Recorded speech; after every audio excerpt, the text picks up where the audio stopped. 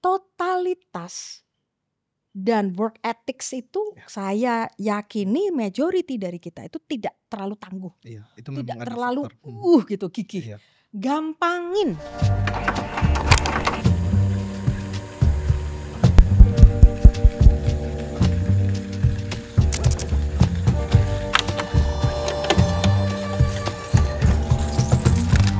Selamat datang di Malaka Podcast. Hari ini saya sendirian karena tandem saya kebetulan lagi sakit, lagi demam.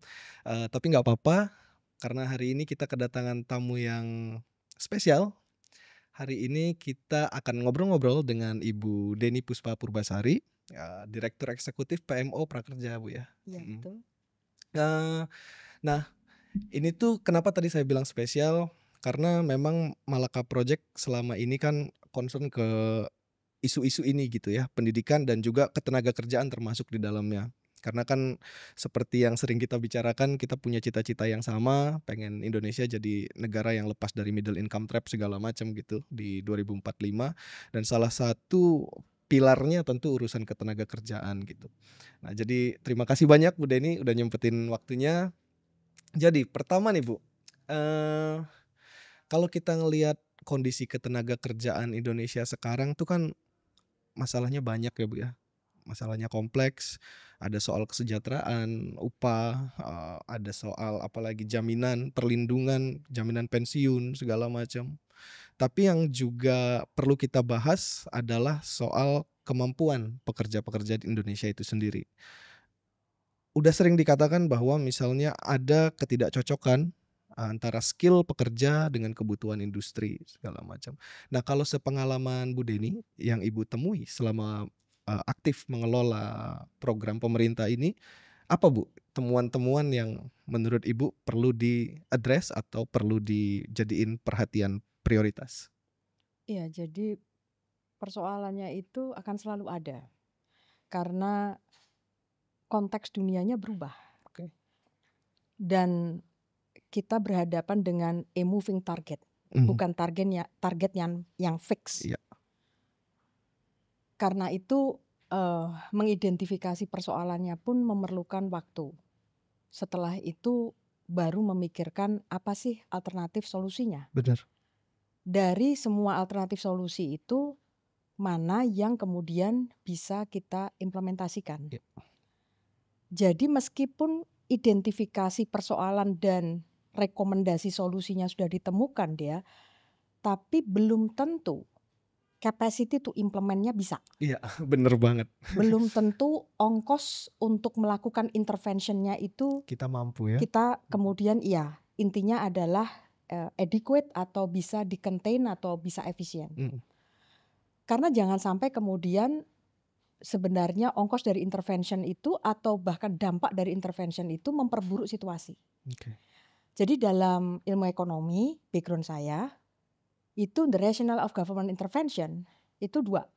Yang pertama adalah untuk memperbaiki alokasi sumber daya. Yeah. Kita sering mengatakan ini adalah argumen efisiensi. Satunya lagi adalah untuk kita memperbaiki equity, keadilan sosial. Nah, dalam konteks ketenaga kerjaan kita, jadi persoalannya adalah yang untuk efisiensi itu ada mismatch di labor market kita. Ada friction yang menyebabkan pekerja sulit menemukan pekerjaan yang cocok untuk mereka. Sebaliknya, employers juga begitu. Betul. Nah, bagaimana kemudian kita bisa memperkecil friction ini? Solusinya kalau di prakerja itu adalah kita menciptakan digital platforms yang menghubungkan pihak-pihak sehingga asymmetric information itu terkurangi dan koordinasi antar aktor di dalam market itu menjadi lebih bagus. Tapi alasan yang kedua adalah alasan equity. Kita tahu bahwa ketika ada skill gap, ketika kita tahu bahwa antara pekerjaan yang didambakan, kemudian kita baca requirements-nya apa, skill yang dibutuhkan apa, kemudian saya nggak tahu copywriting, saya nggak tahu social media marketing, saya nggak tahu SEO, padahal itu misalnya dibutuhkan untuk seorang marketer di hari ini gitu. Terus dia kan harus acquire skill itu. Ya, Kalau misalnya di kampus atau di SMA dia tidak diajarin, dia harus mengambil pelatihan-pelatihan ya, itu. Persoalannya adalah apakah dia mampu. oke. Nah, urusan mampu ini bukan hanya dihadapi oleh fresh graduate kita, tetapi juga our workers, Ya, current workers. ya, Karena saat ini rata-rata upah gaji dari pegawai di Indonesia atau karyawan di Indonesia hanya 3,2 iya juta betul. rupiah per bulan. Iya, Dengan angka segitu saya yakin mungkin mengambil kursus itu bukan kemewahan prioritas betul ya. mereka Mhm. atau kemudian mereka sadar tapi mereka tidak punya kemampuan untuk membeli. That's equity Iya, issue. iya, Jadi persoalannya ketenaga kerjaan sekali lagi dynamic, akan selalu ada pengangguran di Indonesia karena friction iya. itu selalu ada. Tetapi bagaimana upaya kita untuk kemudian tidak membiarkan skill gap itu melebar dan asymmetric information itu semakin gak karuan Iya, begitu. iya. Aku sepakat sih Bu, ketika tadi Ibu bilang ya memang pemerintah harus ngelakuin intervensi gitu dengan menjembatani antara kebutuhan pekerja dan kebutuhan industri Mhm. gitu. Cuman kadang nih Bu ya, di Indonesia yang aku perhatiin, orang itu kalau ngomongin skill gap, itu cenderung langsung lompat ke skill-skill yang spesifik. Misalnya harus bisa coding back end gitu. Udah jauh lah gitu advance atau harus bisa bikin apa gitu yang spesifik banget sama kebutuhan industri. Padahal kalau kita perhatikan kadang problem mendasarnya adalah skill fundamentalnya gitu yang tidak tidak tercukupi gitu. Kalau kita lihat misalnya indikator paling gampang ya yang ditampilkan di PISA gitu misalnya Bu, reading comprehension, numerasi, literasi gitu. Mmm, ketika ini tidak memadai, apapun skill spesifik yang mau dikuasai jadi repot juga gitu. Ada beberapa kasus misalnya marketer, dia sangat ngerti lah platformnya, dia tahu kalau mau ningkatin awareness itu pakai tools apa, mau ningkatin sales pakai tools apa. Tapi misalnya nggak ngerti kapan ini akan digunakan, mana yang harus digunakan terlebih dahulu karena kemampuan pemahaman fundamentalnya kurang. Nah, kalau dari pengalaman Ibu Deni, mungkin ada percakapan juga dengan orang-orang, dengan stakeholders di industri, mmm, persoalan ini tuh jadi concern-nya stakeholders di ketenagakerjaan kita nggak sih, Bu?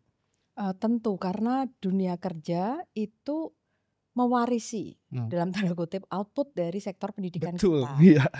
Nah, jadi di pemerintah itu kita punya semacam dual track strategis gitu, di mana kemudian urusan dari pendidikan mulai dari PAUD gitu ya, early childhood Mhm, development sampai dengan perguruan tinggi mhm, adalah one thing, tetapi kemudian mereka yang sudah adults ya di usia dewasa dan sekarang ada di labor market, di job market, itu juga kemudian harus kita garap. bener.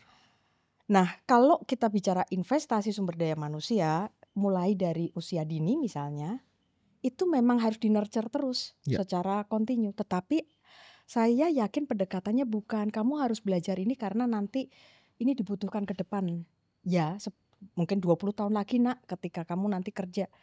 Tantangan dunia 20 tahun yang akan datang kita nggak pasti tahu. nggak sama dengan hari ini, betul. Jadi sejak kecil itu mungkin adalah kemauan dia untuk menggali. Mhm, Itu yang ditumbuhkan, kemauan anak untuk kemudian belajar terus, iya, untuk mencoba dan tidak takut gagal misalnya saja. Dan kalau gagal, kamu pelajari sebabnya apa Nak, dan kemudian kamu harus bangkit lagi. iya, Nah, kultur itu ditumbuhkan sejak kecil. iya, Nah, tapi yang dihadapi apa yang saya kerjakan dengan teman-teman di prakerja itu adalah orang-orang yang sudah di usia 18 tahun. betul. Nah, tentu dia dengan prakerja ini bukan obat untuk segala macam Mhm, penyakit dan prakerja bukan satu-satunya iya, karena kementerian lembaga yang lain pun juga punya program-program untuk bisa kemudian meningkatkan produktivitas iya, dari angkatan kerja kita. Nah, jadi kembali kepada isu tadi, kalau kita bicara tentang usia kerja di job market, apakah itu menjadi seorang wirausahawan atau seorang karyawan, saya meyakini bahwa skill yang dibutuhkan itu seperti yang framework ditawarkan di World Economic Forum, itu ada 4. mmm, Yang pertama adalah self management.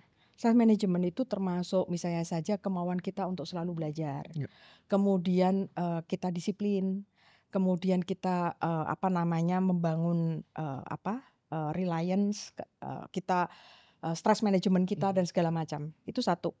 Dua adalah kognitif. Nah, kognitif ini tentu saja analytics, kemudian problem solving, kompleks problem solving. Yang saya yakini kalau modalnya tadi terbatas, pasti juga kemampuan untuk itu terbatas. Bukan berarti kemudian saya menyerah atau kita kemudian kehilangan harapan. Nggak boleh kayak gitu. Karena selalu ada kesempatan dan itu adalah keyakinan atau prinsip dari pendidikan, yaitu sepanjang hayat. Betul. Nah, jadi itu adalah nomor 2 adalah kognitif. Jadi kita bisa mengelola diri kita kemudian bisa memproses sesuatu dan memberikan solusi dengan otak kita. Tapi yang ketiga, namanya kerja itu pasti dengan orang lain. Betul. Nah, jenis skill apa sih yang namanya kerja dengan orang lain? Tentu saja empati, komunikasi, negosiasi segala macam. Even seorang pebisnis itu ada klien yang dia harus punya customer service dan segala macam. Nah, yang keempat digital skills. Hari sekarang tidak terhindarkan digital skills mulai dari yang paling sederhana sampai yang advance itu kemudian diperlukan. Bukan mungkin tidak semua orang harus menjadi programmernya, tetapi dia memiliki literasi.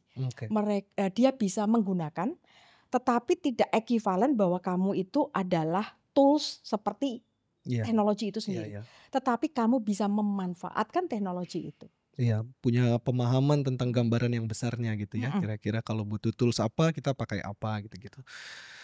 Terus ini Bu, kalau kita ngomongin labor market sebenarnya kan yang berkepentingan tuh tentu nggak hanya pekerjanya, nggak hanya government, tapi juga swastanya gitu ya, private sectornya. Nah, kemarin tuh ada obrolan menarik tuh sama Kania, teman di Malaka. Dia bilang, kenapa sih kita tuh nggak pernah misalnya mencoba, karena tadi Ibu bilang pasar tenaga kerja itu mewarisi produk pendidikan. Kenapa sih nggak sekalian misalnya salah satu cara mengakses kualitas pendidikan tinggi adalah ukuran-ukuran yang dibutuhkan oleh private sector ini. Misalnya industri otomotif, mereka punya badannya sendiri nih, butuhnya apa untuk lulusan perguruan tinggi, terus mereka yang ngukur nih kecocokannya dengan industri mereka atau industri yang lain gitu, kecocokan lulusan kampus ini, sehingga ada insentif buat kampus memproduksi lulusan yang lebih siap gitu untuk menjalankan kebutuhan industri. Ada obrolan kayak gitu nggak sih Bu? Pasti ada obrolan tentang itu, dan kita sebenarnya juga sharing bahwa prakerja ini karena skalanya besar dia, dan kita tuh terbuka buat semua angkatan kerja usia 18 sampai 64 tahun, dari manapun, apapun latar belakang mereka, pendidikannya SD sampai dengan S3 ada semua. Jadi dengan keberagaman itu pertanyaannya adalah bagaimana kita harus serve mereka, memberikan fleksibilitas karena mereka bisa saja prakerja itu yang pencari kerja ada, fresh graduate ada, mereka yang sudah aktif di pekerjaan ada, wirausahawan UKM ada. Jadi apa nih relevant courses yang perlu diberikan sama mereka? How do we define relevance ya? Itu bagaimana sumbernya? Nah, jadi di prakerja kita menggunakan job portal. Jadi kita integrasi dengan 3 job portal dan kita melakukan scraping dengan sekitar 10 job portals yang lain yang terbesar di Indonesia dan cukup kredibel, dan kemudian kita analisis di situ pattern dari job roles yang in demand dan tasknya apa saja, kemudian skills yang dibutuhkan dari job roles tersebut. Kemudian atas dasar inferensi atau pemahaman kita terhadap pola-pola tersebut, kita kemudian pergi ke market, menanyakan kepada politek, universitas, sekolah vokasi, LPK, LKP, segala macam balai diklat, korporasi, siapa yang bisa menyediakan pelatihan ini gitu. Karena apa? Ini sudah ada denyutnya di job portal. Nah, sekarang misalnya saja di prakerja ada 58 trainings tentang green skills, ada 18 atau 19 courses AI yang diterapkan untuk bidang-bidang tertentu. Jadi generative AI untuk berbagai macam kebutuhan. Nah, approach yang itu demand driven berasal dari job market yang kita kemudian tarik di prakerja itu juga kemudian yang saya komunikasikan kepada stakeholder yang ada di dunia pendidikan, Oke. pendidikan tinggi maupun pendidikan menengah, yaitu SMA sederajat seperti SMK juga. Nah, bagaimana kemudian kurikulum itu bisa juga berbasis kepada data, yaitu adalah pattern di job Ya, portal kebutuhan job tersebut. market ya. Iya, dan kemudian ketika prakerja misalnya saja mendapatkan proposal dari lembaga penyedia pelatihan, nih saya punya pelatihan ini, maka ada proses verifikasi dan proses assessment yang dilakukan oleh expert, apakah itu dari yayasan pendidikan atau institusi pendidikan tinggi, plus dari asosiasi bisnis untuk mengatakan bahwa modulnya ini sudah benar atau modulnya ini relevan.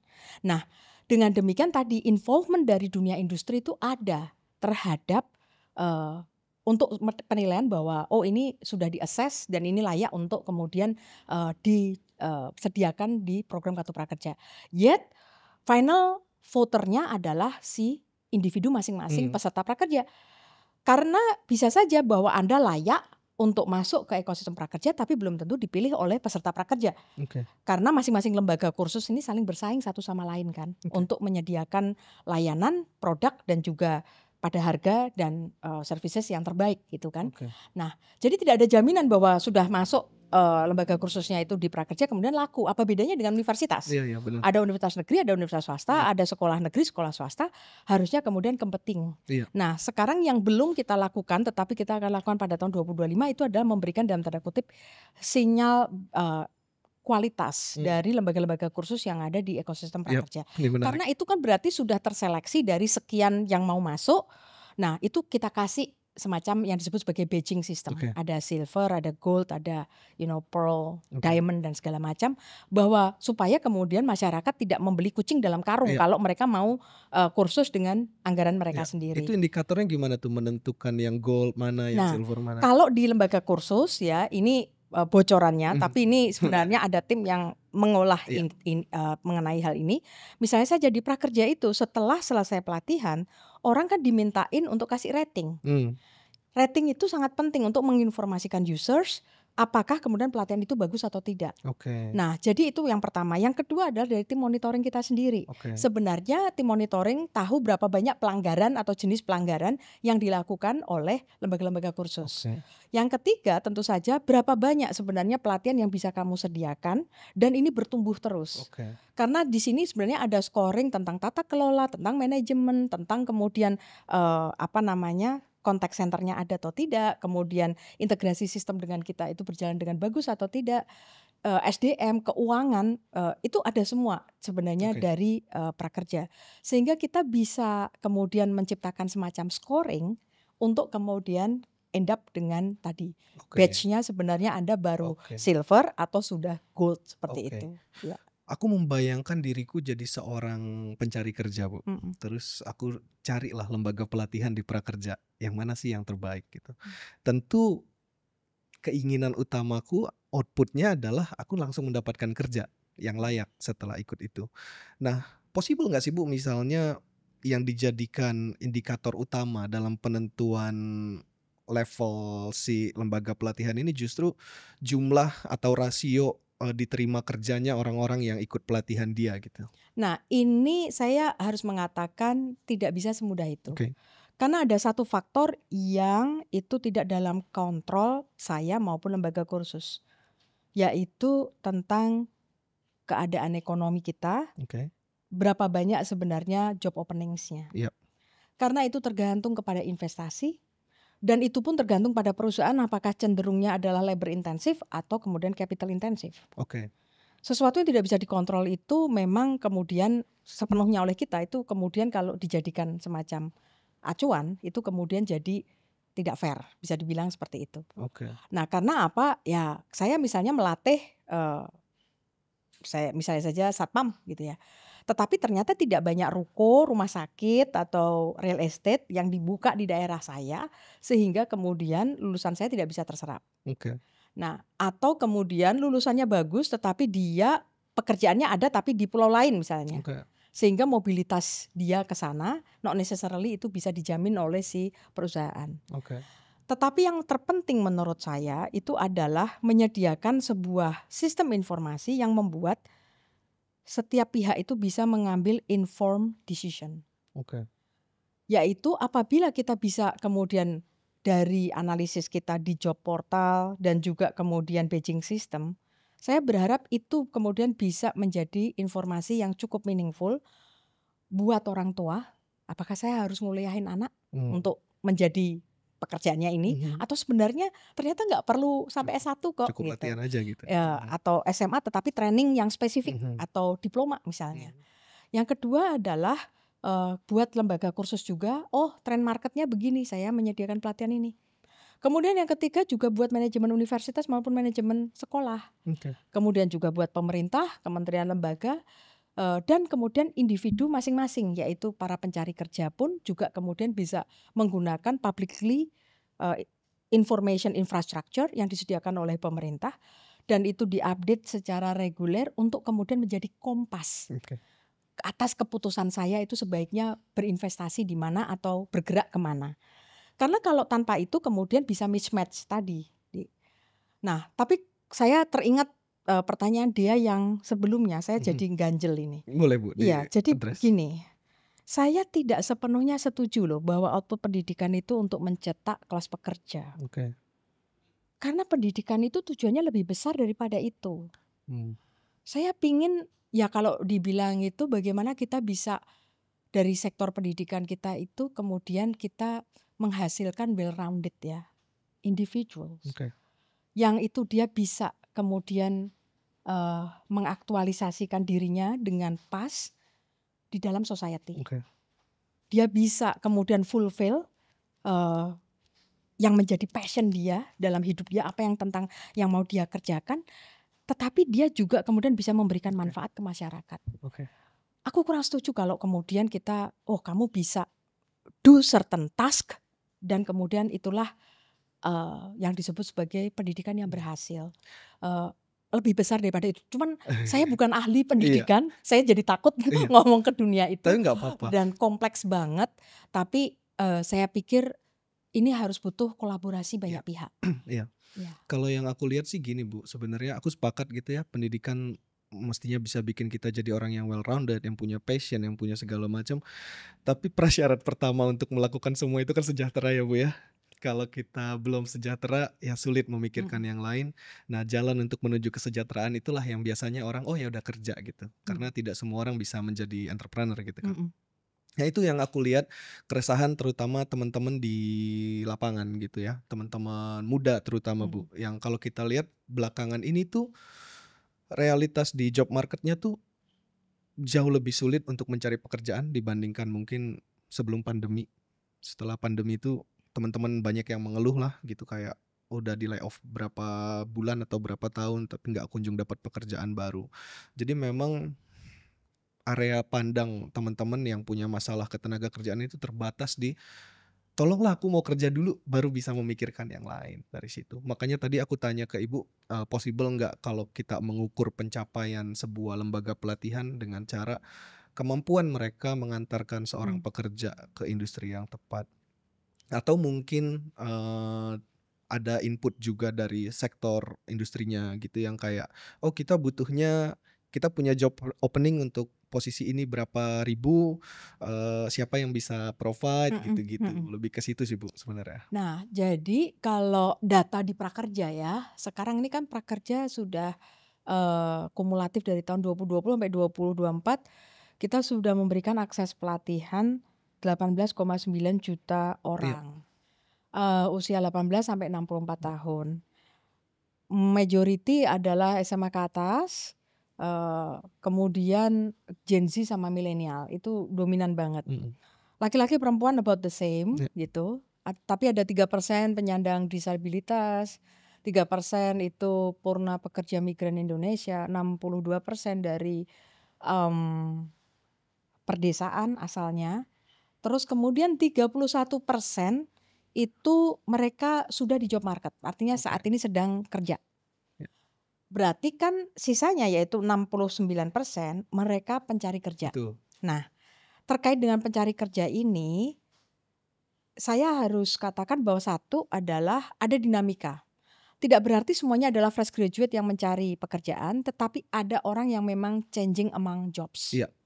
Nah, yang itu macam-macam alasannya, bisa karena tidak puas atau kemudian dirumahkan, Iya. perusahaannya tutup atau unitnya sudah tidak lagi relevan karena sudah diotomasi dan Iya, segala benar. macam. Nah, jadi yang tahu betul kebutuhan tentang pelatihan apa itu adalah masing-masing individu, bukan pemerintah. Oke. Pemerintah nggak boleh justru sok tahu. Bukan private sector, Bu, yang paling tahu? Private sector di kita itu tidak satu jenis, Oke. heterogeneous. Sektornya banyak, ada usaha informal dan Iya. formal, ada usaha besar maupun mikro, kecil dan segala macam. Yang requirement-nya beda-beda. Di satu sisi kita agak diuntungkan dengan diversity itu. Iya, benar. Karena dengan jumlah tadi ya, pengguna yang begitu besar atau employees yang begitu besar, menunya lebih banyak. Iya, fleksibel lah ya. Nah, ketika kita melihat angka pengangguran, kita harus kemudian juga fair melihat bahwa mungkin di sini ada ekspektasi dari pekerja yang tidak bisa ditemukan di calon employer-nya dia. Dan sebaliknya. Misalnya saja saya expect kalau gajinya 6 juta dong. Tapi si perusahaan bilang enggak, saya hanya bisa 5. Jadi enggak ketemu equilibrium di situ. Bukan berarti tidak ada pekerjaan di situ. Oke. Saya dalam satu kesempatan pernah mengatakan, ya ketika kita masuk kuliah, tahun pertama itu adalah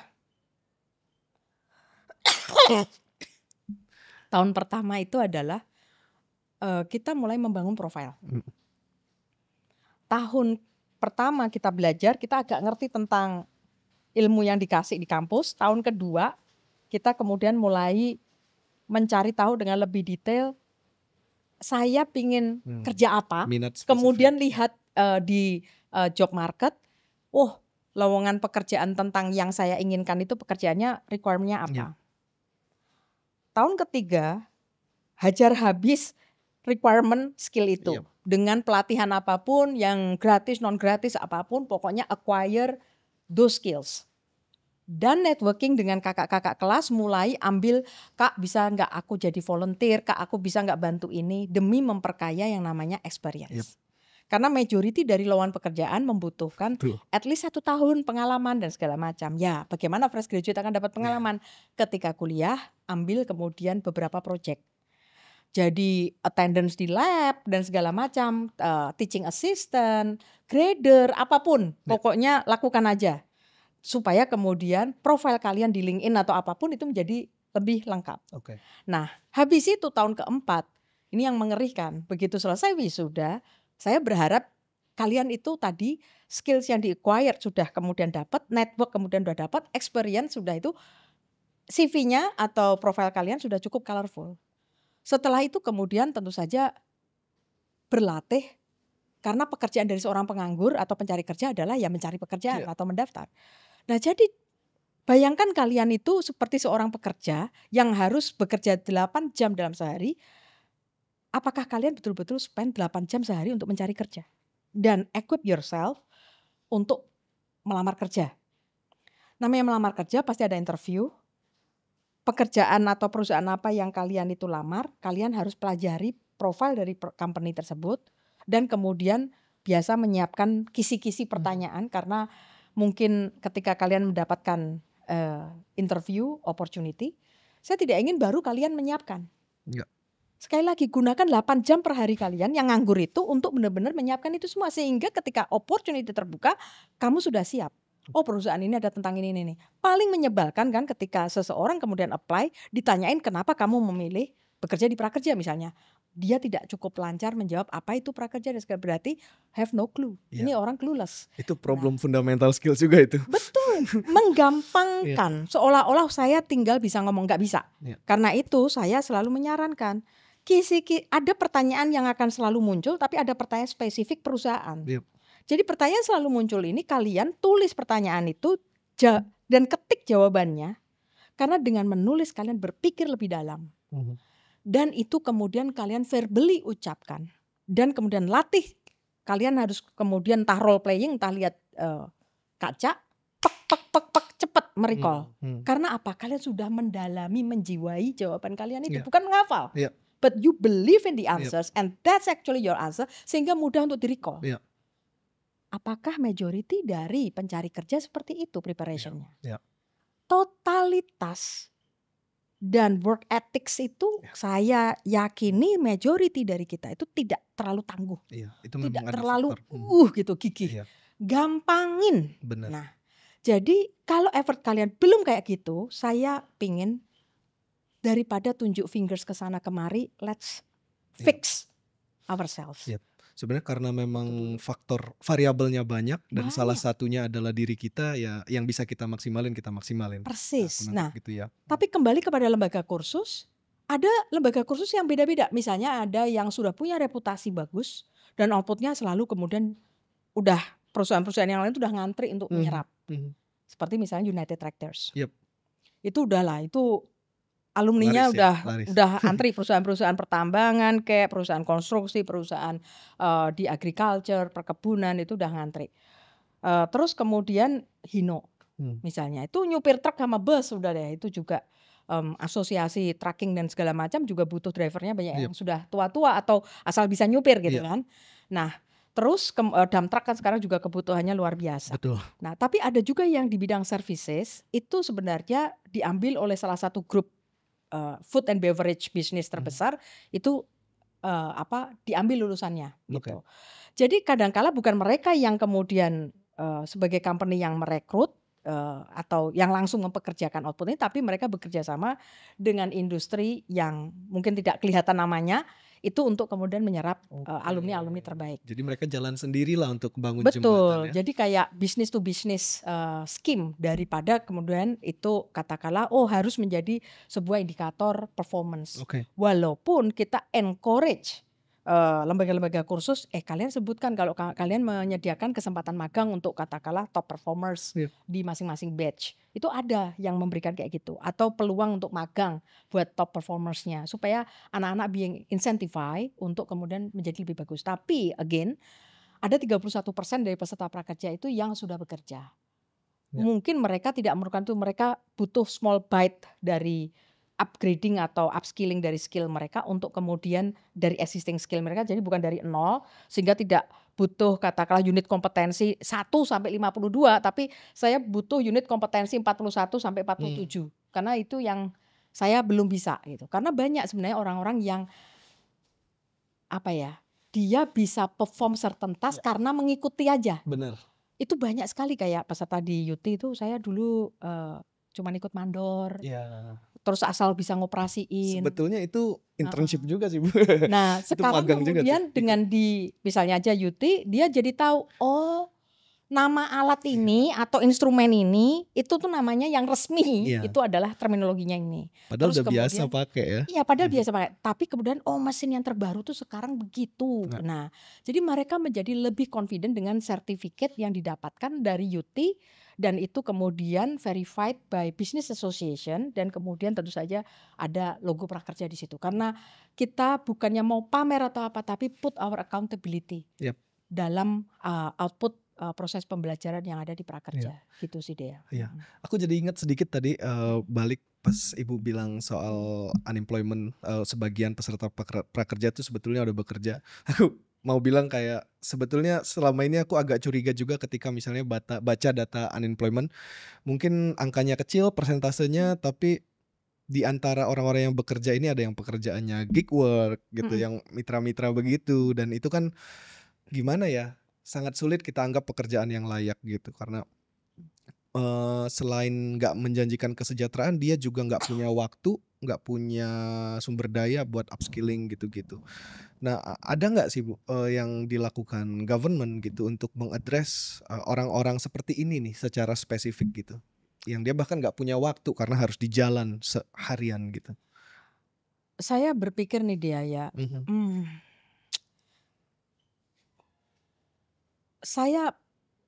kalau saya harus punya pilihan antara menyelamatkan certain groups of workers versus bisa melakukan sesuatu yang lebih fundamental yang itu bisa help many people, apapun pekerjaan mereka, saya akan pilih yang terakhir.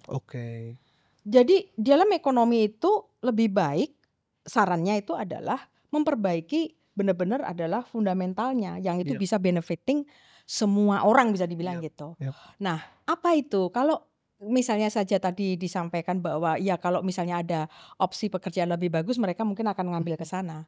Nah, jadi kalau begitu tumbuhkan banyak bisnis. Mmm, Karena yang create jobs itu sebenarnya iya, bisnis. Nah, sekarang kita tahu ease of doing business berarti harus kemudian kita betul perbaiki. banget. Jadi apa sih yang dibutuhkan untuk bisnis itu tumbuh, tapi yang sudah ada bertumbuh, Betul, berkembang lagi, bikin cabang dan segala macam. betul. Nah, ini saya pikir ranahnya bukan di Betul, prakerja, betul, tetapi pemerintah itu mencoba untuk fixing bagian itu. betul. Itu jalan panjang, structural, ada yang urusan regulasi, urusan Itu dia. pungli, urusan korupsi, perizinan segala macam, perdagangan, kemudahan untuk Iya, mengakses input atau raw material, intermediate products, dan segala macam itu kompleks luar biasa. iya, Tapi again, kalau saya sih berpikir adalah fundamentalnya ada iya, di situ. On top dari itu adalah bagaimana kita kemudian bisa build awareness dan confidence plus capabilities untuk bisa mengakses pekerjaan-pekerjaan dari luar yap, negeri. Ketika the world is aging iya, dan Indonesia justru bonus iya, demografi sampai mungkin tahun 23, 2030 iya, puncaknya, tapi kemudian declining terus sampai kemudian kita rasio antara dependensi dan rasio dependensi itu lebih dari 50 tuh mhm, perkiraannya paling lambat 2041 iya, loh. Setelah 2041 itu udah dependence tuh lebih banyak daripada iya, orang-orang yang berkontribusi dalam pekerjaan. Jadi kita nggak punya waktu hanya 11 sampai 16 iya, tahun untuk equip orang-orang betul. muda dan angkatan kerja yang sekarang ada di job market untuk supaya lebih produktif sehingga Kalau bisa nggak solve menyangga. repot kita. Iya, karena jumlah yang sedikit Harus menanggung, berabe iya, kalau kemudian iya, dia tidak cukup produktif dan dia menanggung beban iya, dari generasi yang memang tidak betul, produktif betul, gitu karena usia aging betul, atau karena masih kecil gitu betul, kan. Nah, jadi kita harus lari karena itu tadi dual track strategi itu penting. mhm, Jangan kemudian mikirnya yang di sini terus betul, yang betul. masih kecil, tapi yang sekarang ini sudah di job market harus kemudian Dimaksimalin ya, iya, diinjeksi terus mhm, dapat booster mhm, supaya kemudian ini. Tapi jangan sampai dia jadi dependent karena itu kayak di prakerja cuma sekali seumur hidup kan bener, beasiswanya. Tidak lu lagi, lagi lu. Nanti lu yang lain berlatih nggak terus ya. kebagian ya. Sementara jumlah angkatan kerja kita yang nggak pernah ikut pelatihan vokasi sama sekali atau kursus sama sekali itu 120 juta. Iya, Lah 120 juta kalau kemudian kamu terus kan ya habis gitu ya iya, duitnya pemerintah. Jadi karena itu harus duit yang terbatas itu dirata-ratakan lah untuk sebanyak mungkin angkatan kerja kita supaya menikmati tadi akses pelatihan. iya, Nah, yang mereka pilih sendiri, memberikan kesempatan untuk mereka itu memilih, itu ada esensi dari pemberdayaan supaya mereka responsible terhadap pilihan iya, tersebut. benar Ini benar, cuman sekali loh. Jadi kalau kalian nggak manfaatin dengan baik, eman-eman gitu loh, iya, salah nanti. iya, Dan tapi yang penting adalah begitu mereka kemudian punya pengalaman belajar dan itu membangun confidence mereka, optimisme mereka, membangun kesadaran mereka, dan ada yang kemudian sampai ke skill mereka, dan mereka kemudian bahkan menemukan dunia baru, jatuh cinta kepada mhm, profesi atau keterampilan baru itu, kedepannya mereka bisa kemudian berlari sendiri. Itu iya, yang kita harapkan. mhm, Bukan kemudian selalu minta bantuan dari iya, pemerintah iya, untuk berlatih. iya. Gitu. Mhm. Menarik. Tadi Mhm. bener banget sih yang Bu Deni bilang gitu ya. Kayak apesnya ngurusin ketenaga kerjaan tuh kan urusan besar melibatkan banyak orang, tapi kondisinya ditentukan oleh banyak sekali orang di luar lingkungan kita gitu. Betul, tapi nggak boleh kemudian Nggak itu boleh dijadikan mengeluh gitu, excuse betul, juga. betul. Intinya adalah, saya makanya, mungkin agak lame, tetapi buat saya first order concern kita itu adalah, eee, yang penting kamu kerja. Iya, Karena kalau kamu sudah punya certain level of education dan kemudian menganggur, that's a waste of resources. yap, yap, Orang tua itu nyekolahin anak itu sudah sacrifice-nya banyak banget ya, betul, sacrifice-nya banyak banget. Dia, jual sawah, iya, sapi, dan segala macam supaya anaknya bisa kuliah. betul, Kita beruntung bahwa kita itu dilahirkan di Jawa, bisa belajar di sini. Tetapi saya sudah travel di berbagai macam wilayah di Indonesia, adik-adik di Nias, Mentawai, Sintang, Kepulauan Talaut, Rote, atau mhm, kemudian di Biak, Supiori. tidak memiliki luxury seperti kita. Ya, Karena itu akses ya. ketika mereka belajar online bersama dengan teman-teman dari Jawa, buat mereka itu kesempatan yang luar biasa. Ya. Karena misalnya saja ada adik dari Biak mengatakan biasanya Papua itu kan belakangan. Jawa dulu deh, nanti baru di roll out ke Papua. Nah, jadi di prakerja ini saya bisa belajar bersama dengan kakak-kakak dari Jawa bersamaan. Itu sesuatu banget buat Benar. mereka. Nah, dan kita juga harus mengubah pola pikir kita dia, menurut saya ya, bahwa traditional TVET, conventional TVET yang itu 2 bulan berlatih pakai equipment, mesin-mesin dan segala macam. Dan kemudian itu unit kompetensinya dari unit 1 sampai 52 misalnya aja. Itu terus kemudian dengan ditempatkan atau magang sertifikasi, itu tidak applies for all. Karena the existing workers mungkin hanya butuh tadi, saya upgrade untuk 3 unit kompetensi yang terbaru. Bener. Habis itu udah. Dan kalau kamu kerja Monday to Friday, kamu nggak punya waktu untuk 2 bulan kemudian pergi ke ibu kota provinsi, belajar sana meninggalkan ternak, ekonomi, keluarga. Susah. Karena itu di prakerja kita ada pelatihan Sabtu Minggu, malam hari, ada online, ada offline, ada webinar. Kita respect choices yang dibuat oleh saudara-saudara kita. Dan prakerja tidak sok tahu. Karena teman-teman yang di Sintang, di Kepulauan Talaut, economic opportunity apa yang kalian mau exploit, kalian mau perdalam, itu masing-masing yang tahu. Jakarta tuh nggak tahu. Karena itu kalau misalnya saja, wow, di Aceh Singkil ternyata banyak teman-teman prakerja di sana belajar digital marketing. Kemudian ada lulusan MIPA belajar MUA dan kemudian sekarang menjadi profesional MUA dengan karyawan 3 orang, Sabtu Minggu laris manis. That's good thing. Yang Nah, penting jadi produktif ya dia. benar. Ada anak SMA dari Klaten yang SMA-nya tuh bukan eksakta, kemudian ngambil IT, jatuh cinta di situ. Kemudian dia setahun setelah dia kosong, dia kemudian malah mendaftar di kampus Universitas Teknologi Jogja. Bisa Dan aja gitu rutenya bisa aja. memutar. Semula lawyer tertarik digital marketing, sekarang cuannya katanya digital marketing gitu.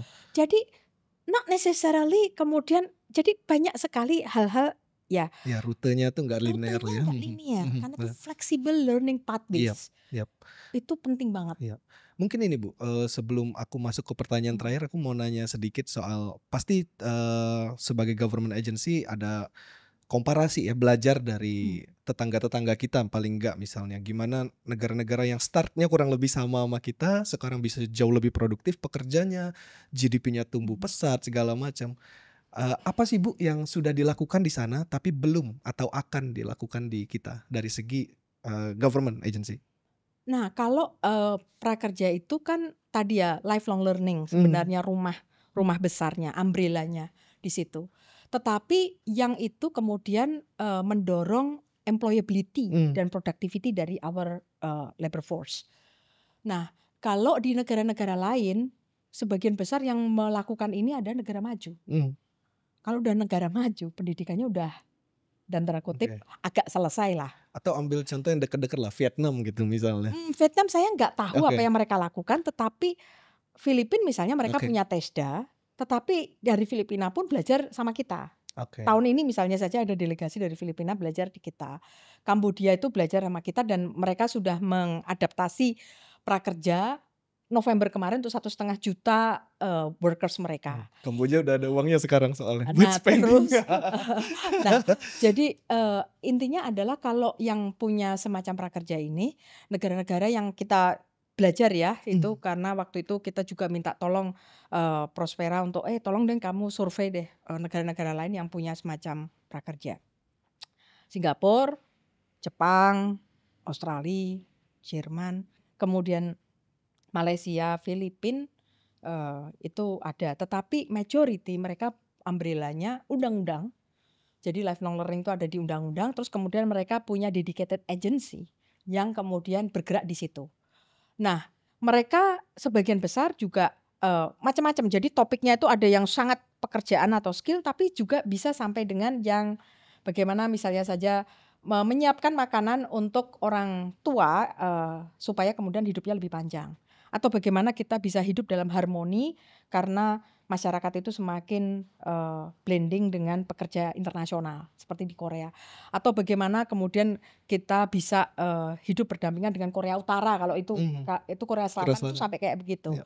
Jadi bukan intinya hidup sehat, parenting itu ada semua Iya. di dalam sana. Jadi tidak sangat narrow kayak kita, yaitu skill gitu Mhm. untuk bekerja. Iya. Nah, Singapura itu ada satu-satunya yang ngasih sampai dengan pendidikan vokasi, yaitu diploma. Dan mereka cukup generous, barusan Prime Minister Wong itu meningkatkan skill future credits yang semula 500 menjadi 4.000 Sing dolar once in a lifetime, supaya kemudian mereka itu bisa menggunakan uang tersebut untuk ambil diploma. Oh, sip. Nah, Ya. jadi untuk upgrade skill, usianya semuanya sama kurang lebih dari 19, ada yang 15, ada yang 25, tapi sampai 60-an tahun. Jadi sebenarnya we are similar sama mereka, dan ini soal disrupsi di dunia kerja, skill gap, saya pikir semua negara menghadapi. Mengalami ya? Cuman start off-nya beda. Hmm. Karena di negara-negara maju kayak Jerman, kayak Ya. siapa itu, Jepang Ya, atau Singapura ya. Singapura, pendidikan mereka kan hebat sekali Ya. ya. Ya. Sehingga kemudian problem mereka, katakanlah kita menyediakan ini skill kredit, tapi kemudian nggak usah di-incentify, kalian sudah sadar, kalian Iya. sudah bisa Iya. bergerak sendiri. Nah, Bahan tapi kalau bakunya beda kita, nih. Iya. ya kenapa di prakerja itu ada insentif, karena ya kita pingin kemudian pembelajar itu mencapai garis finish, dan kemudian mereka bisa mendapatkan sertifikat sebagai signal ketika mendaftar di job market, dan dengan mereka itu selesai belajar atau finish itu, seluruh katakanlah materi atau modul itu mereka enyam. Iya. Nah, tapi apakah itu menjamin mereka itu bisa? Ya belum tentu, karena apa? Ya saya bisa saja ikut kursus Excel selesai-selesai aja, tapi kalau nggak praktis terus Iya, ya saya nggak ngapain? jagoan. Iya. Oke. Nah, jadi kemauan untuk selalu belajar dan sharpen our skills itu harus ada di dalam diri kita. Nggak bisa pemerintah itu memonitor, menyuruh Iya. atau apa. Dan nggak ada itu dalam dunia sekarang itu jamin-menjamin. Iya. Pendidikan tinggi 4 tahun juga nggak menjamin Betul. semua kebekerjaan. Jadi kita juga punya ekspektasi dan responsibility attach in ourselves that I am responsible for my own future. Iya. Oke. Itu penting banget. Bukan kemudian aku begini karena pemerintah begitu, karena pelatihannya pemerintah begitu, karena waduh. Itu kayaknya sikap mental yang nggak pas untuk menghadapi zaman yang semakin dinamis seperti sekarang. Terakhir nih Bu, pertanyaan personal. Ya. Bu Deni sebelum ngurusin ketenaga kerjaan ini kan punya karir di dunia akademik. Lalu memutuskan untuk stop, nyemplung, memberikan jiwa dan raga ini mengurus ini.